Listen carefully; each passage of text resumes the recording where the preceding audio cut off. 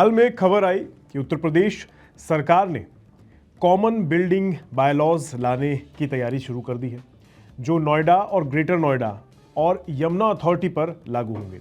ये खबर डेवलपर्स के लिए तो बहुत शानदार है, क्योंकि उनको ज़्यादा बिल्डअप एरिया मिल जाएगा, ज़्यादा ऊंची बिल्डिंग्स बना सकेंगे, तो फ्लैट की क्वांटिटी बढ़ जाएगी, जिससे सेल करने के लिए उनके पास असेट ज़्यादा होगा और जाहिर तौर पर कमाई भी ज़्यादा होगी।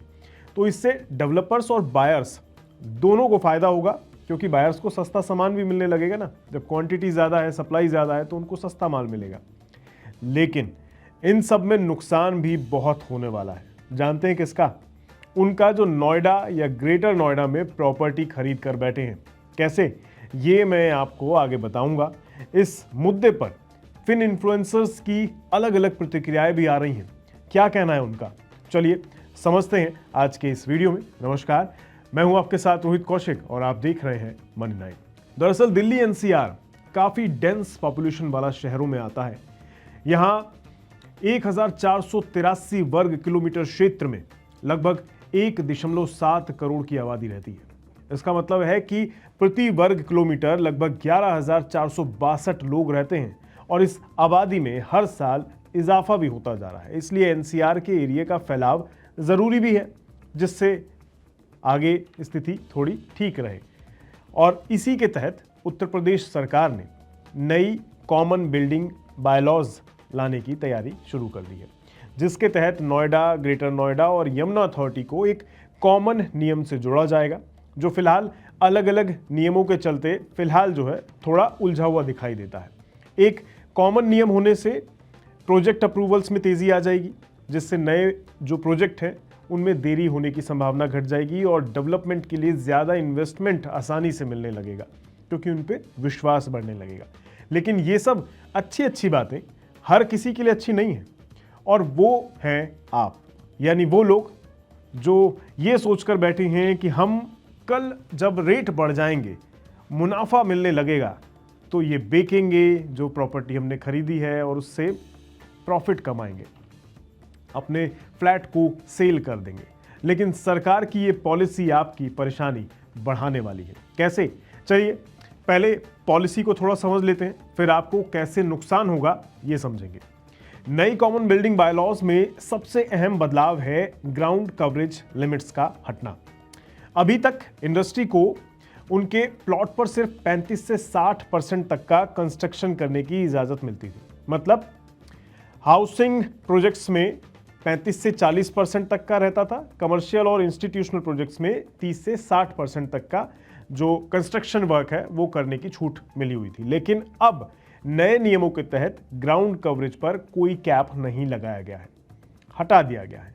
मतलब जितनी जगह बचती है सेटबैक, पार्किंग और ओपन स्पेस पूरा करने के बाद, उतनी पूरी जगह को बिल्ड किया जा सकेगा। मतलब डेवलपर्स को अपनी ज़मीन का बेहतर इस्तेमाल करने की आज़ादी मिल जाएगी, खासकर बड़े इंडस्ट्रियल हब्स और हाई डेंसिटी हाउसिंग प्रोजेक्ट्स में। तो ये डेवलपर्स और बिल्डर्स के लिए अच्छी खबर हो गई। इसके अलावा फ्लोर एरिया रेशो, यानी प्लॉट के साइज के मुकाबले कितना बिल्टअप एरिया बनाया जा सकता है, उसमें भी बदलाव किया गया है। अभी अलग अलग कैटेगरी में FAR यानी फ्लोर एरिया रेशो की लिमिट काफ़ी अलग अलग थी। जैसे इंडस्ट्री के लिए 0.6 से 2 तक फ्लोर एरिया रेशो की लिमिट तय की गई थी। हाउसिंग के लिए 2.7 से 3.5, इंस्टीट्यूशनल्स के लिए 0.8 से 2.75 और कमर्शियल के लिए 1.2 से 4 फ्लोर एरिया रेशो की लिमिट तय की गई थी। लेकिन अब ये सभी नियम बदलने वाले हैं और जो नया ड्राफ्ट आएगा उसके अनुसार इंडस्ट्रीज के लिए ये 2.5 से 3 हो जाएगा floor area ratio, group housing के लिए 3.5 फ्लोर एरिया रेशो रहेगा और इंस्टीट्यूशनल्स के लिए 1.2 से 3 रहेगा, कमर्शियल्स के लिए 1.5 से 4 फ्लोर एरिया रेशो की लिमिट को तय किया गया है। इससे क्या होगा? इससे हाइयर फ्लोर एरिया रेशो में वर्टिकल ग्रोथ देखने को मिलेगी, मतलब ऊपर की तरफ। इसके अलावा पार्किंग नॉर्म्स में भी बदलाव किया गया है। ग्रीन कवरेज एरिया की लिमिट भी घटा दी गई है। इंडस्ट्रियल और इंस्टीट्यूशनल प्रोजेक्ट्स पर 10 से 24 मीटर तक की ऊंचाई की सीमा थी, लेकिन अब ये लिमिट भी पूरी तरह से हटा दी गई है, सिवाय उन जगह को छोड़कर जैसे हवाई अड्डे या हेरिटेज से जुड़ी साइट्स हैं, उन पर ये नियम लागू होते रहेंगे पुराने वाले, लेकिन बाकी सब जगहों पर नए नियम लागू होंगे। मतलब कई सारे बदलाव देखने को मिलेंगे, जिसका सीधे तौर पर प्रॉपर्टी के रेट्स पर भी और इन्वेंट्री पर भी असर देखने को मिलेगा। तो जाहिर तौर पर डेवलपर्स और बायर्स यानी बनाने वाले और खरीदार दोनों को फायदा होगा। लेकिन इन सब में सबसे बड़ा घाटा किसको होगा? समझिए, आप ही को होगा। समझने के लिए जो बात है वो इतनी सी है कि इस पूरे मुद्दे में जैसे एक फिल्म इन्फ्लुएंसर का हम एग्जांपल लेते हैं, अक्षत श्रीवास्तव हैं। इन्होंने एक्स पर एक ट्वीट किया है जिसमें वे साफ साफ लिख रहे हैं कि if you own a flat in Noida sell it and run. मतलब अगर आपके पास नोएडा में फ्लैट है तो उसे बेच दो और निकल लो, बस। ऐसा वो क्यों कह रहे हैं, चलिए समझते हैं। उन्होंने समझाया कि खबर उन लोगों के लिए अच्छी नहीं है जो अपने फ्लैट बेचने की सोच रहे हैं।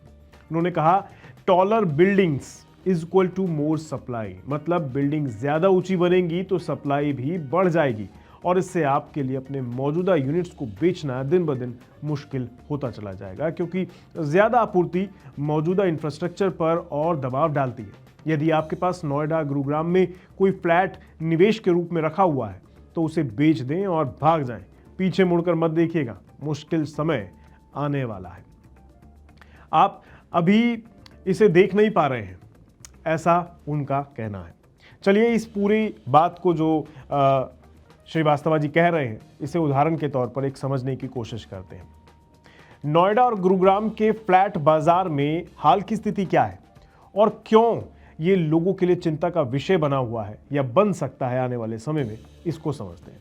कल्पना करें कि गुरुग्राम में कई नई ऊंची इमारतें बन रही हैं जिनमें बहुत सारे फ्लैट्स एक साथ आने वाले हैं। इसका मतलब है कि बाजार में सप्लाई यानी रेजिडेंशियल इन्वेंट्री बहुत बढ़ने वाली है, उसकी अवेलेबिलिटी बहुत ज़्यादा हो जाएगी।